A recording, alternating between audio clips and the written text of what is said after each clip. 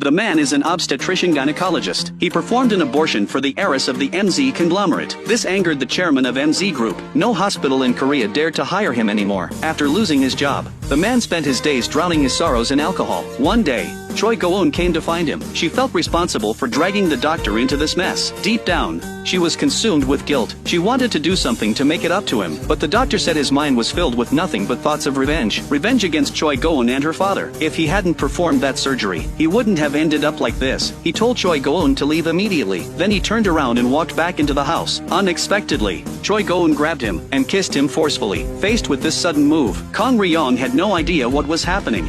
이렇게 복수하는 어때요? 난 당신 맘에 드는데.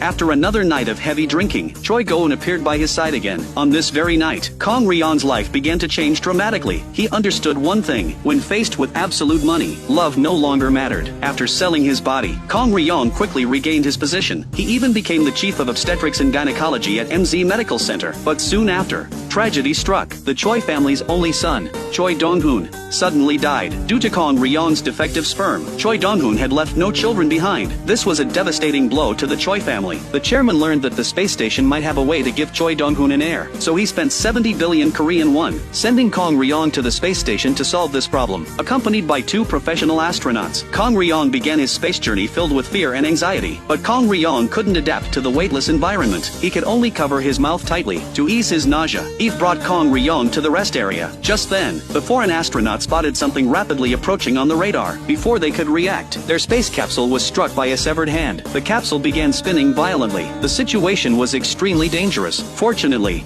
the foreign astronaut didn't panic. He successfully stabilized the space capsule, but Kang Ri-young's airway was blocked by vomit. He had already lost consciousness from lack of oxygen. Without immediate treatment, he would die within 7 minutes. To prevent brain damage, Commander Eve had only 4 minutes. Performing the Heimlich maneuver in zero gravity was extremely difficult. Eve followed instructions from mission control. Ground personnel watched the screen tensely. Eve's toe was injured from the forceful movements. In this life or death moment, she couldn't worry about such a minor injury. She had to focus all her energy on each compression.